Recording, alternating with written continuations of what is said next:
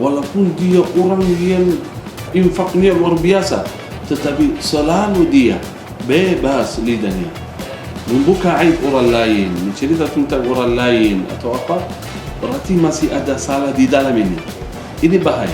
Saudara, semuanya dosa sebesar apapun sama Allah bisa diampuni oleh Allah. Dosa sekecil apapun sama manusia tidak diampuni oleh Allah. Masya Allah. Barang siapa yang beramal saleh, baik laki-laki maupun perempuan, serta iman dan amal saleh, Allah Subhanahu wa taala qala, "Falanuhyiyannahu hayatan thayyibah", kami berikan kehidupan yang baik. Itu makna bahagia. Itu di dunia masih ada di akhirat.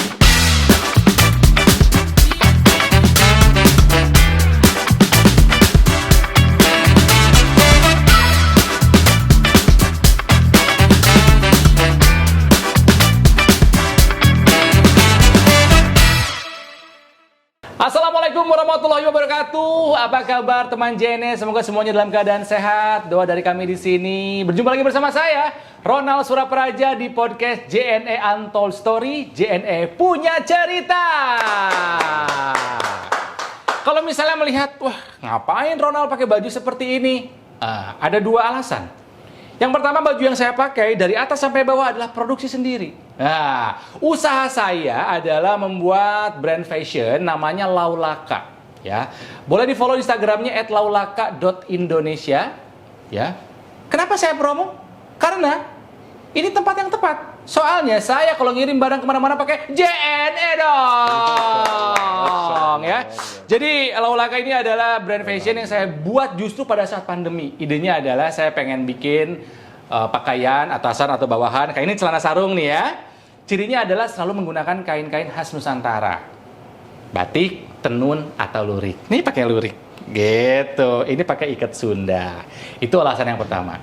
Alasan yang kedua adalah saya juga harus pakai baju yang pantas dipakai karena saya kedatangan seorang yang saya sih kagum sekali. Ketika berjumpa langsung aduh, ketemu juga akhirnya saya. Ini saya selalu senang jika membawakan sebuah acara kedatangan seseorang yang saya anggap guru. Saya ini banyak menganggap guru banyak kepada orang-orang yang membuat saya menambah ilmu. Meskipun saat ini mungkin baru bisa menimba ilmunya lewat sosial media, lewat YouTube, misalnya tayangan-tayangannya, atau lewat Instagram meskipun sepotong-sepotong. Nah, sekarang saya mau ngobrol langsung. Teman JNE, bahagia sekali saya sekarang bersama dengan Syekh Muhammad Jaber. Masya Allah. Assalamualaikum, Syekh. Waalaikumsalam warahmatullahi wabarakatuh. Waduh. Terima kasih, Syekh, sudah mampir ke JNE Untold Story ini. Alhamdulillah, saya mengucapkan terima kasih. Jazakumullah khair. Kenapa saya pakai baju yang putih itu? Nah, karena dua alasan. apa saja itu? Itu promo. Oh iya. Tapi barangnya nggak ada. Ya, barakallah, itu bercanda. Ya Allah. Emang kalau bercanda boleh, Syekh? Iya, boleh-boleh saja. Boleh-boleh saja ya? Iya, ini promo tapi barangnya nggak ada. Kalau saya memang barang saya sendiri. Iya, bagaimana menurut Syekh ini baju dan celana sarung bikinan saya, Kira-kira Syekh? kalau anda pakai cocok ini nggak ini? Syekh, badannya besar. Saya akan Kayaknya kirimkan buat Syekh. Belum pernah produksi yang gede kayak ukuran saya belum pernah. Belum sih. Ya orang Indonesia. Belum pernah berpikir ada Syekh mau beli ini. Aduh. Nggak usah beli, saya kirim. Yang penting Syekh pakai. Insya Allah. Mudah-mudahan cocok ini ukurannya. Saya bikinin custom buat saya. Yang penting Syekh Siap, pakai. siap. Masya Allah. Aduh, aku terharu.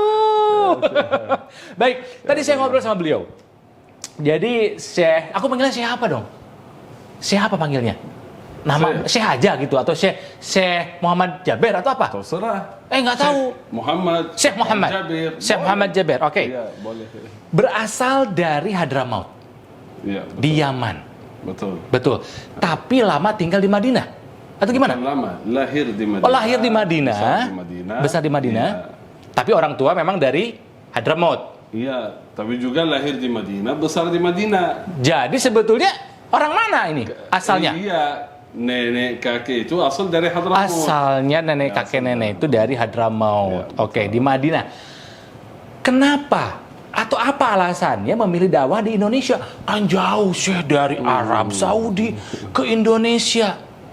Betul sekali. Ini sebenarnya bukan kita yang milih, Allah Subhanahu wa taala. Masya Allah. Belum pernah ada rencana, belum pernah kita berpikir bahwa bisa kita pindah dari Madinah ke tempat yang lain. Alhamdulillah, saya yaitu anugerah Allah Subhanahu wa taala, saya sejak kecil sudah besar bersama ulama, bersama guru, bersama orang baik, alhamdulillah. Dan saya mulai dakwah sejak umur 15-16 tahun. Sudah dakwah di depan orang. Alhamdulillah, sudah imam, sudah bisa khatib dan lainnya. Allah yarham Syekh Ali Jabir, kan ketika beliau di Indonesia, setiap tahun ketika ke Madinah ajak saya. Oh, ya, begitu. Kapan ke Indonesia? Kapan Syekh ke Indonesia? Oke, baik. Insyaallah, karena saya setiap tahun kurang lebih sekali atau 2 kali saya pergi ke luar negeri. Ke Jordan, Mesir, India, dakwah juga alhamdulillah. Dakwah juga ya. Tapi Indonesia belum pernah. Nah, setiap tahun beliau ajak. Kapan ini umat masyarakat di sana sangat butuh antum, kan di Madinah banyak. Ayo, kapan. Tapi setiap tahun anak saya tunda, insyaallah nanti. Belum. Gitu. Apalagi di Ramadan, dia ingin ajak saya di bulan Ramadan.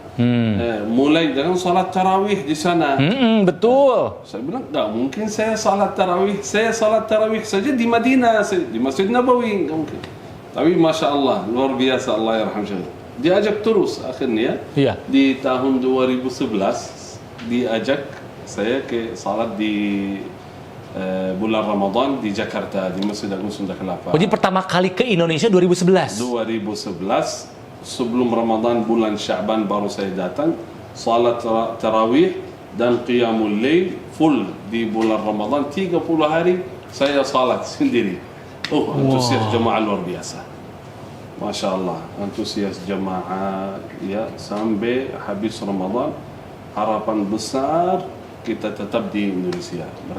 Mereka luar biasa dari jemaah. Akhirnya qadarullah subhanallah, pelan-pelan sampai kita menetap di Indonesia. Jadi sudah menetap berapa lama di Indonesia ini? Dari 2011 sampai saat ini kurang lebih 10 tahun. Masya Allah. 10 tahun. Yang pertama kali ada di pikiran Syekh ketika melihat umat Islam Muslim di Indonesia apa?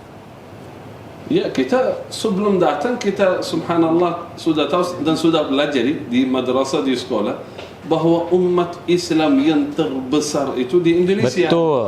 Betul.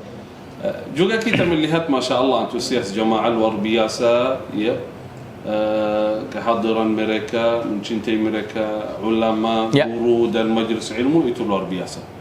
Itu dan menerima, sangat mencintai ulama, sangat mencintai nasihat. Betul. Luar biasa. Itu yang jujur saja yang memotivasi kita terus ya berjuang, karena Masya Allah masyarakat ya luar biasa. Tapi ini hebat sekali ya teman JNE, Syekh Muhammad Jabir ini bahasa Indonesianya lancar sekali. Belajar bahasa Indonesia dari siapa dan berapa lama? Hebat ini.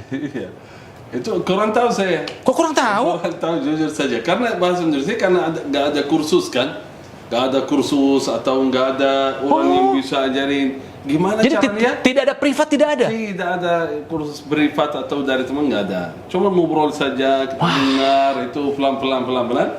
Alhamdulillah bisa. Bagaimana caranya? Saya nggak tahu ini. Saya nggak bisa jawab. Banyak yang bertanya, Syekh, kok gimana bisa lancar? Iya, betul. Jawaban saya nggak tahu. Itu jawabannya, nggak tahu. Alhamdulillah. Tapi saya sering ketemu sama ulama-ulama ngobrol bahasa Arab, nggak bisa jadi bahasa Arab saya. Oh iya lah. Ini tinggal di sana aja kalau mau. Tinggal di sana. Ya. Iya lama, ya. Ya, merasa terpaksa lah. Harus bisa, harus bisa supaya bisa berkomunikasi. Betul, ya. Alhamdulillah, qadarullah ini. Dan selalu berdoa, subhanallah. Ini salah satu nasihat dari almarhum Syekh Ali Jabir. Beliau selalu sampai ketika ceramah atau tausiah, saya mengambil nasihat itu dari beliau. Gimana? Kita belum pernah mempersiapkan apa yang mau sampaikan ke jamaah. Baik khutbah Jumat. Tidak disiapkan? Tidak disiapkan, tidak cari di Google, tidak siapkan tema. Oh gitu? Apa ya? Saya tanya Syekh Ali Jabir. Iya.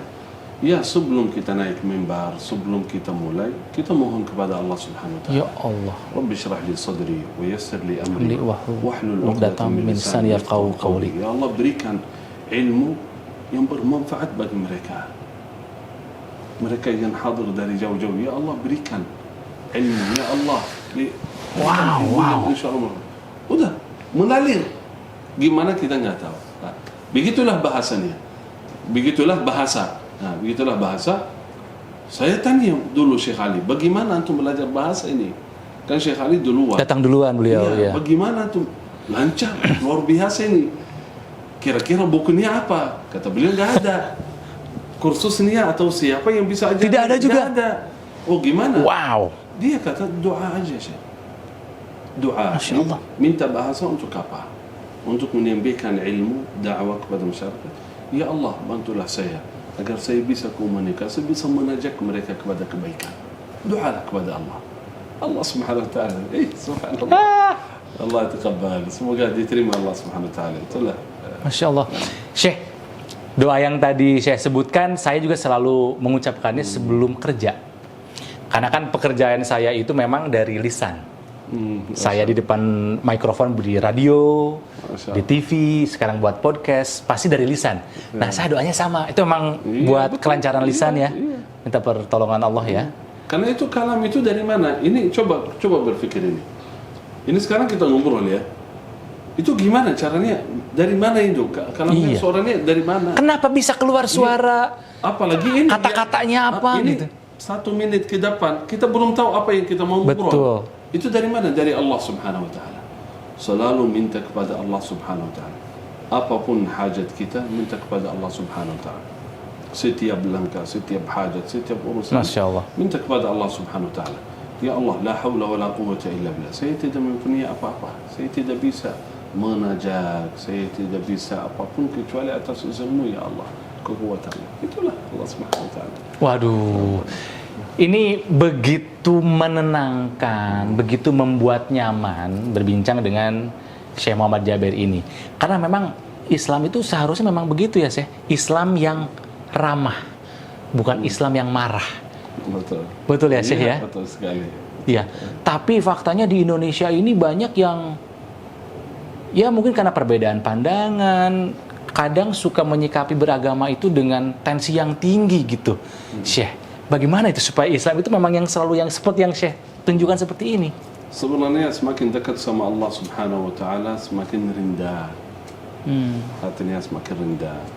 Semakin mencintai seluruhnya. Walaupun berbeda agama, walaupun berbeda pandangan, kita merahmatilah mereka. Jangan merasa kita lebih baik. Jangan merasa kita lebih benar.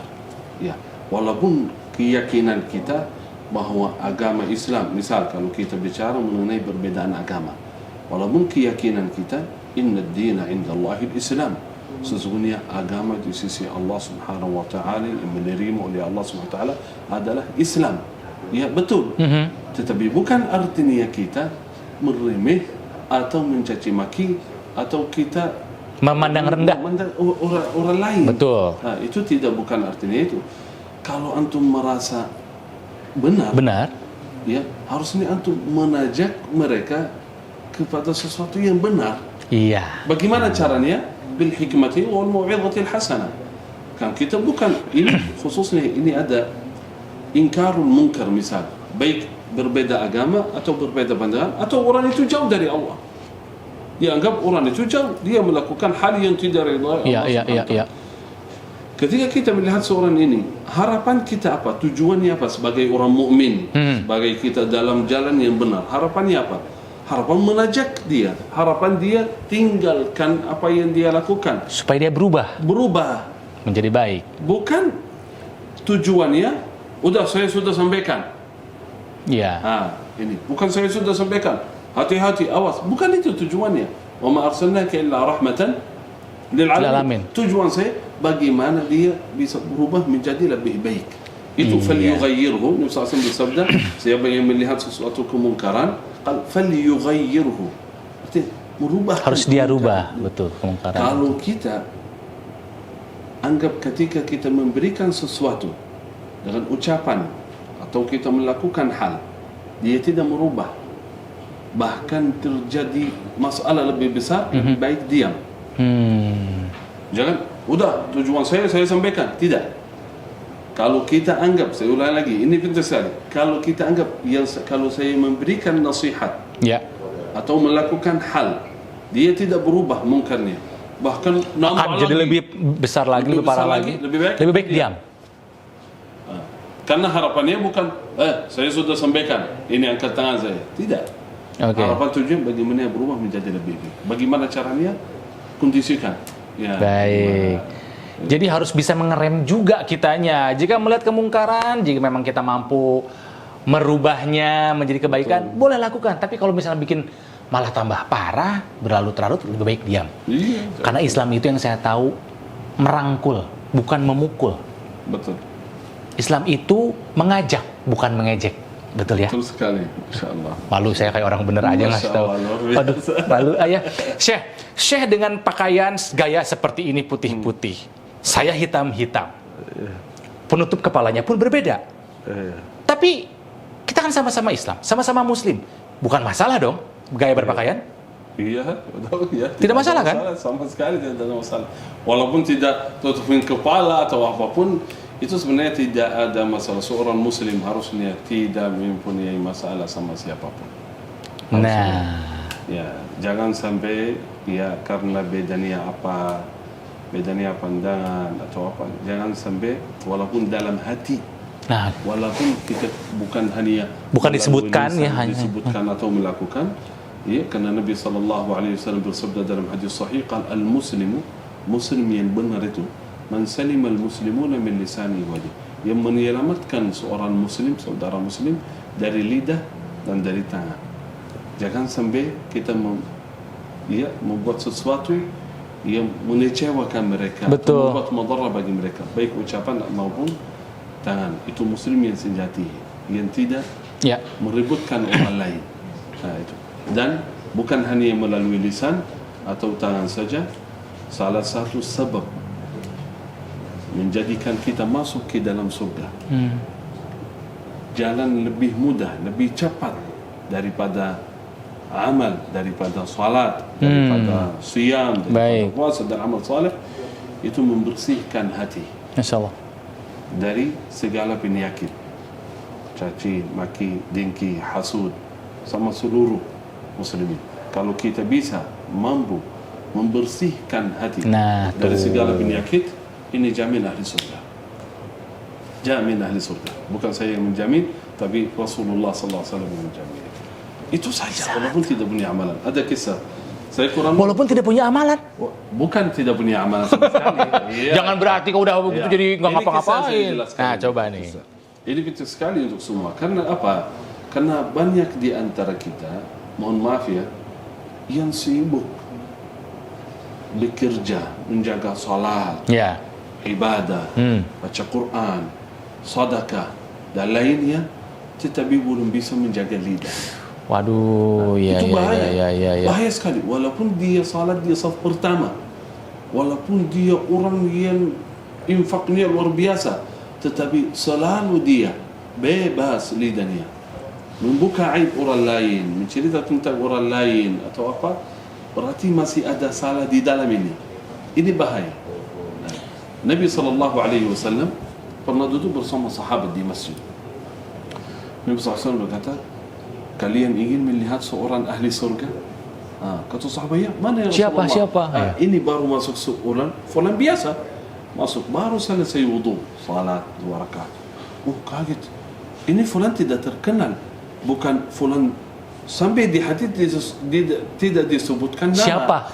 Siapa? Karena tidak orang biasa aja. Fulan Abi Bakar, Umar bin Khattab, radhiyallahu anhu, Utsman bin Affan, beberapa sahabat-sahabat terkenal. Ini fulan tidak terkenal. Iya. Terus hari berikutnya Nabi SAW duduk bersama sahabat. Nabi SAW tanya lagi, kalian ingin lihat seorang ahli surga? Ini fulan. Orang yang sama ditunjuk. Waduh, ada apa nih? Ini apa ya? Apa kelebihannya gitu ya? Hari yang ketiga, sama juga Nabi SAW sedang duduk bersama sahabat. Nabi SAW bersabda, ini sebentar lagi fulan masuk ahli surga ini. Ternyata sama ini. kenapa ini 3 hari berurut Nabi SAW Menunjuk orang itu. fulan ahli surga. Iya, iya. Ada seorang sahabat punya penasaran ini.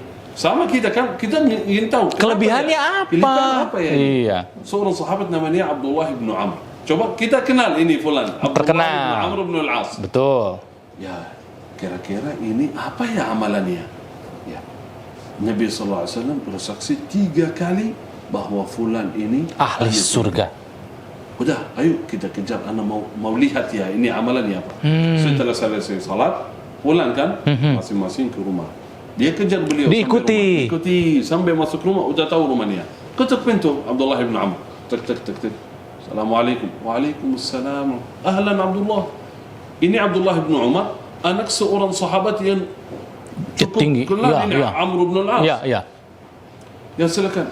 Mohon maaf saya sedikit miss ya masalah sama ayah. Saya bersumpah ya nazar tidak masuk ke rumah selama 3 hari. Boleh enggak jamu saya di rumah saya nginep di rumah papa 3 hari boleh enggak? Oh ya ya silakan silakan foto. Sebenarnya dia tidak punya masalah. Iya, iya, iya. Cari alasan supaya pengen tahu. Ingin tahu ini di rumah dia apa ya Apa kira-kira. yang dilakukan? Kalau di masjid biasa saja kita sama Ibadah salat. semuanya, betul. Tapi pasti dia punya amalan istimewa di rumah. Udah sih. Dia nunggu, dia pantau ya, dia hafal. Oh biasa-biasa saja ini. Cuman kadang berzikir sedikit lah. Ya orang biasa ini. Udah nunggu nanti malam. Biasanya orang saleh itu kalau malam dia hidupkan malamnya sepanjang malam doa ya. Nunggu malam, cuman beberapa rakaat selesai tidur lagi. Berarti standar. Biasa aja. Biasa aja sama. Mungkin Abdullah bin Umar merasa lebih besar dari betul. dia. Oh ada, ya kita nunggu aja. Mungkin ada amalan lain. Hari yang kedua, yang ketiga, sama Standar. aja. Sampai selesai, Abdullah bin Umar nggak bisa tutup lagi. Nggak Kata, ya fulan, ini mohon maaf ya. Ini jujur saja saya tidak punya masalah sama ayah. Mohon maaf ya. Tapi kok kenapa ini Abdullah? Kenapa ini? Saya 3 hari bersama Rasulullah sallallahu alaihi wasallam di masjid. Setiap hari Nabi SAW berkata, fulan ini antum ahli surga. Iya. Saya ingin tahu kenapa Rasulullah SAW bersaksi 3 kali menjamin antum ahli surga. Begitu ya? Saya? Dia pun tidak tahu ya. Tahu ya? Kira-kira mohon maaf saya ingin tahu amalannya apa? Amalan istimewa antum apa? Kan salat kita semuanya salat. Itu standar. Standar. Bukan tidak punya amalan. Standar biasa. Ibadah ritual dilakukan, ya. Kata fulan, nggak tahu saya. Hah? Kok nggak tahu? Coba, tolong sampaikan ke saya. Apa amalan sampai Rasulullah menjamin 3 kali antum masuk surga? Dia pikir, nggak tahu. Mohon maaf ya, nggak tahu saya. Alhamdulillah saya senang sekali. Udah kalau begitu ya, minta maaf ya 3 hari anak mengganggu tuh. Oh nggak apa-apa ya, nggak apa-apa. Abdullah bin Umar mau pulang. Baru dia ingat satu amalan. Ya Abdullah dipanggil lagi. Nah. Abdullah sini. Apa nih? Apa ya? Baru saya ingat satu amalan. Mungkin amalan itu. Apa amalan? Jujur saja. Setiap malam sebelum saya tidur, saya membersihkan hati dari segala penyakit terhadap seluruh umat Islam. La ahmilu fi qalbi ghillan. Saya tidak membawa di hati rasa dengki, hasud, apapun terhadap seorang lain. Kata Abdullah, demi Allah itulah. Nah, bayangkan orang biasa tetapi dia membersihkan hati, menyelamatkan orang lain dari kejahatan lidah maupun tangan, dijamin menjadi ahli surga. Masya Allah. Dan di era teknologi sekarang, lisan ini tidak hanya berarti sesuatu yang keluar dari mulut, sesuatu yang kita ketik di sosial media juga ya Syekh ya. Semuanya ditanggung jawab. Jangan merasa udah berani. Saya sering bilang, jangan merasa berani. Tidak ada yang kenal, tidak ada yang cari saya. Langsung ketik apa yang kita mau ketik atau apa yang tulis mau aja. Langsung. Ini bukan tunjukkan kekuatan, kehebatan. Apa yang kita cat, apa yang kita ketik, apa yang kita ucapkan, wallahi ditanya nanti di yaumul qiyamah. Semuanya tanggung jawabnya dia. Betul, Karena itu hati-hati sebelum ketika apapun, ya, sebelum kita ucapkan kalimat apapun, hati-hati, awas. Karena ditanya, kata seorang salafus salih, wallahi ma takallamtu bi kalimah, demi Allah belum pernah saya mengeluarkan satu kalimat kecuali saya sudah siapkan jawabannya di hadapan Allah. Masya Allah. Ya, itu bukan main, jujur saja. Khususan kalimat itu yang mencaci maki orang lain, yang mengecewakan orang lain. Betul. Itu khususan. Jadi saya sampaikan, Waduh. saudara, semuanya dosa sebesar apapun sama Allah bisa diampuni oleh Allah. Dosa sekecil apapun sama manusia tidak diampuni oleh Allah. Masya Allah. Karena itu jangan sampai kita sibuk ibadah menjaga taat kepada Allah, melupakan hak kewajiban orang lain. Iya. Aduh, indah sekali ini. Masih kalau kita bahas ini Keren. ya. Keren, berarti teman JNE di era teknologi informasi seperti sekarang, ya, seperti tadi saya bilang, jaga lisan, tempatkan lidahmu di belakang otakmu. Iya, betul ya? betul. Pikir dulu sebelum berkata apa-apa, pikir dulu sebelum melakukan apa-apa. Karena tidak ada satupun lisan, tidak ada satupun perbuatan yang tidak nanti diperhitungkan. Betul ya, Syekh ya? Betul. Tidak ada satupun yang tidak akan dihisab. Mungkin kita bisa berdosa, tapi banyak yang tidak sadar soalnya, Syekh. Ternyata udah menyakiti hati orang lain. Iya. Jadi sekali lagi, kalau misalnya tidak bisa berbuat baik dengan lisan, lebih baik diam saja. Betul. Ya, lebih baik daripada kita melihat keluar segala keburukan, mending introspeksi ya, Syekh ya. Betul. Saya ngomong begini udah jadi orang benar belum? Lebih baik dari orang yang saya komentarin atau belum? Karena saya takut banget sekarang ini sosial media adalah salah satu ajang untuk berbuat dosa besar sekali. Karena kalau lihat netizen ya, mungkin saya juga sering lihat ya, Masya Allah ini bahasa-bahasanya. Mungkin orangnya diam, mungkin orangnya lisannya tertutup, tapi tangannya jahat sekali. Gitu. Baik. Kata saya juga apa? Menenangkan ngobrol dengan beliau ini. Mungkin harus ada sesi-sesi berikutnya bersama Syekh Jaber di sini. Indah sekali, baik gitu. Syekh, karena Syekh ada di sini, ya, saya akan mengajak Syekh untuk bermain putaran ekspres. Baik, Syekh, saya akan memutarkan putaran ekspres ini. Mau sampai nanti berhenti sendiri atau mau saya stop? Terserah gimana, Syekh. Hitam ini tantangan. Ya. Stop sendiri aja. Baik. Putih itu artinya kejujuran. Nanti saya harus akan bertanya kepada Syekh mengenai sesuatu hal. Saya yang tanya. Saya yang tanya, kan hostnya saya, Syekh. Syekh jadi host bisa. Saya jadi Syekh nggak bisa.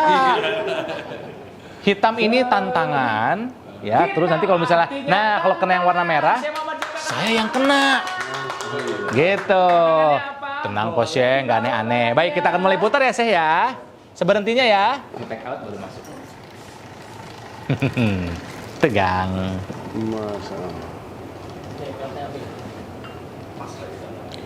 Sedik. Hitam artinya tantangan. Syekh Muhammad Jaber akan melakukan tantangan. Tantangannya apa? Boleh dibawa barangnya. Syekh, saya itu dari dulu suka ingin melihat gitu ya. Aduh, pakai baju putih-putih begini saya pantas atau tidak gitu kan ya. Karena saya merasa saya kayaknya belum siap dengan baju gaya seperti Syekh gitu, malu sayanya. Jadi saya lebih memilih gaya seperti ini. Nah, tantangannya dari saya adalah bisakah Syekh Muhammad Jaber memasangkan sorban ke saya? Masya Allah. Kalau masang sendiri sih beliau bisa. Tapi memasangkan ke orang lain apakah beliau bisa? Bisa. Coba. Bismillah. Saya akan, ini saya terharu saya. Coba. Ini hebat nih, nggak pernah nih dalam sejarah. Waduh, saya nggak sopan sekali nih. Coba. Tapi nggak apa-apa antum. Oh, gini aja. Sini lah atau ke Oh, saya. menghadap Kak. Syekh, oke. Masya Allah.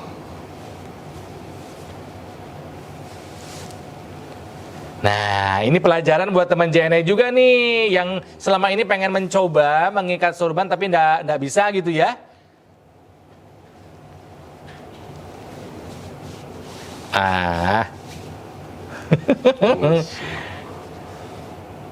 Nanti tolong dinilai saya pantas atau tidak ya, teman-teman JNE ya.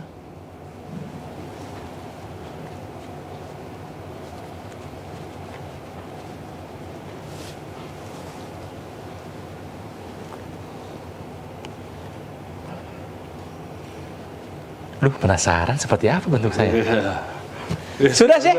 Bagaimana, bagus? Cocok?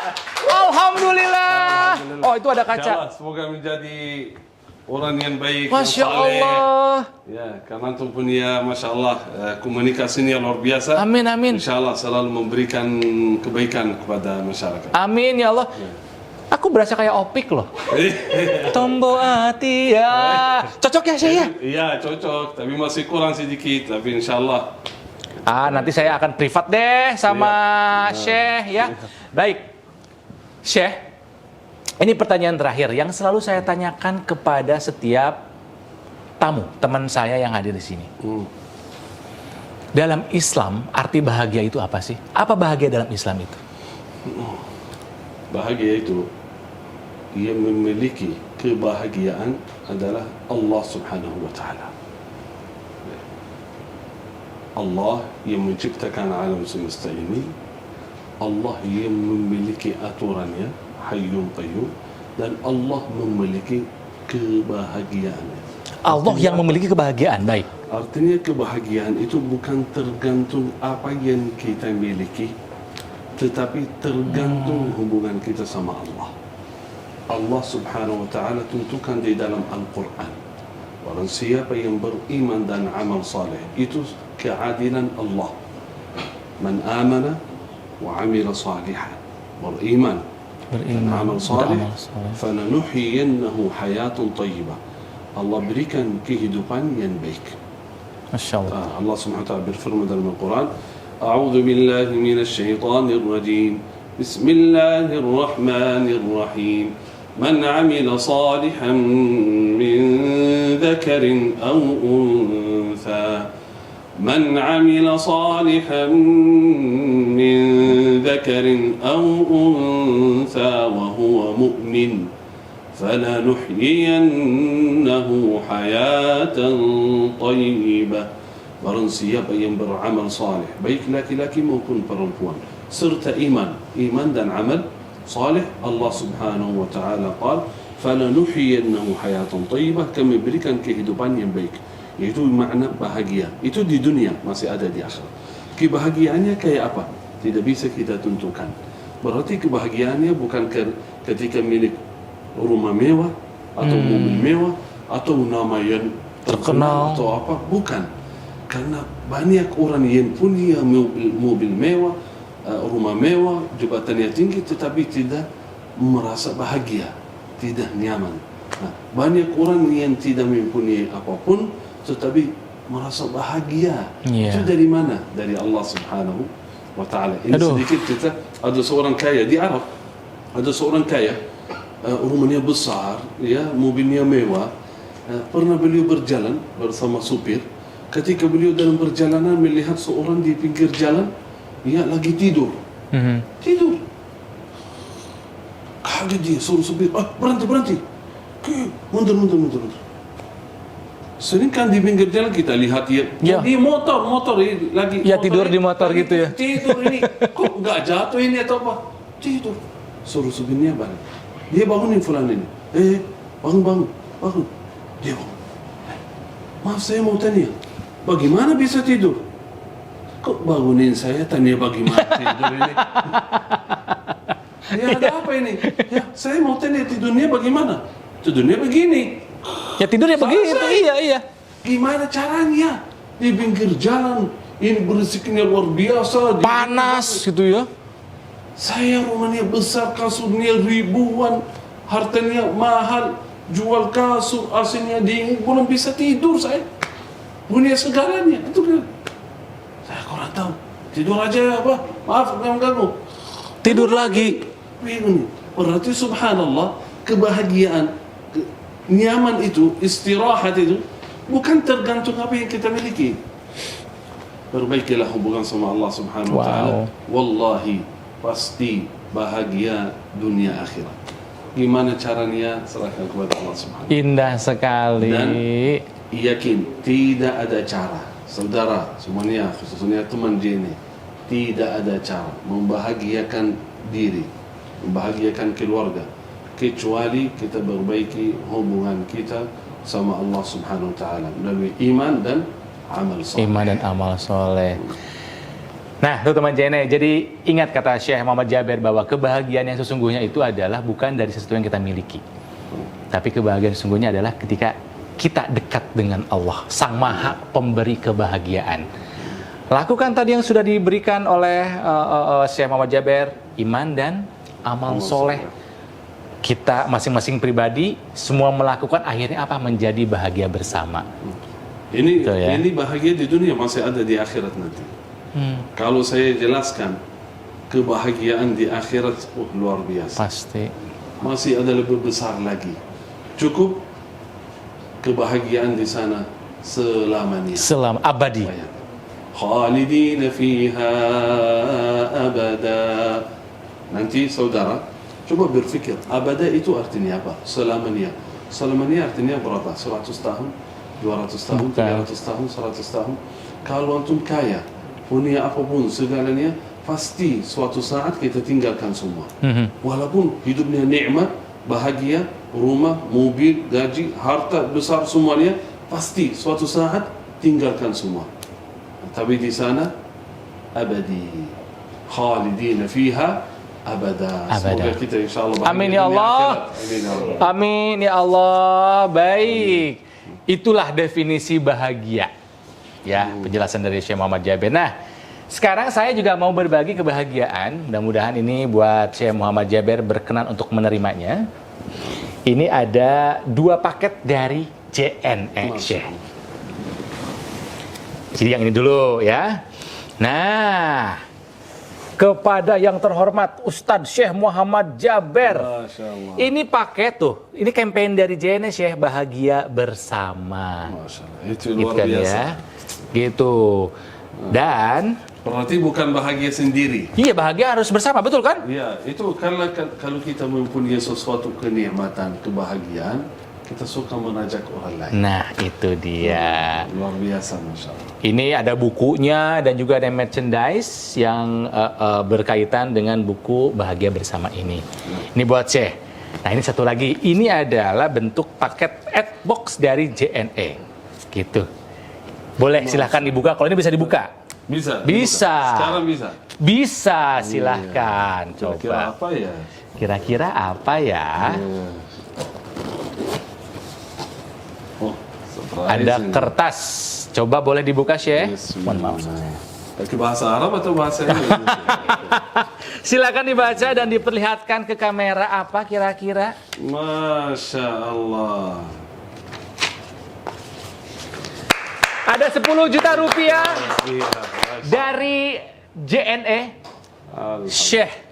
Bukan tanpa pertimbangan, JNE menyalurkan dana ini jika kami tidak menganggap orangnya memang mampu untuk menyebarkan kebahagiaan untuk bersama. 10 juta ini akan dimanfaatkan untuk apa, Syekh? Insya Allah jujur saja karena kita bicara mengenai kebahagiaan, khususnya bahagia bersama, insya Allah kita membahagia orang lain dengan harta ini. Biidznillah ta'ala. Masya Allah. Jujur saja saudara, ini bukan ria, bukan apapun. Saya tidak menyampaikan apa yang saya mau lakukan, tetapi orang yang diberikan kenikmatan atau orang yang dicintai oleh Allah Subhanahu wa taala yang selalu berfikir untuk orang lain, selalu memberi manfaat untuk orang lain, selalu ingin membahagiakan orang lain, itu bahagia bersama.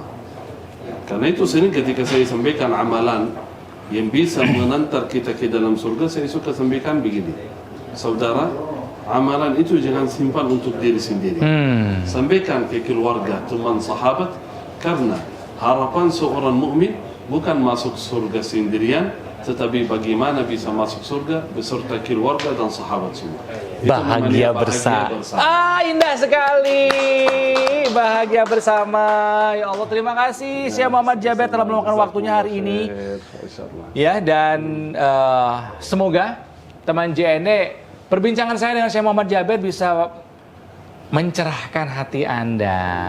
Mengambil hal yang baik semua ini mah ya, mengambil hal yang baik ini bukan hanya kita dengar saja, tapi juga dimasukkan ke dalam hati dan dibuktikan dengan perbuatan. Ya, sekali lagi saya Muhammad Jaber hatur nuhun, terima kasih untuk kehadirannya ke sini. Baik, teman JNE, saya Ronald Surapraja dengan sorban yang dibuat oleh Syekh Muhammad Jaber. Saya pamit, sampai jumpa lagi di JNE Untold Story berikutnya. Ingat, jangan lupa untuk bahagia bersama. Wassalamualaikum warahmatullahi wabarakatuh. Waalaikumsalam.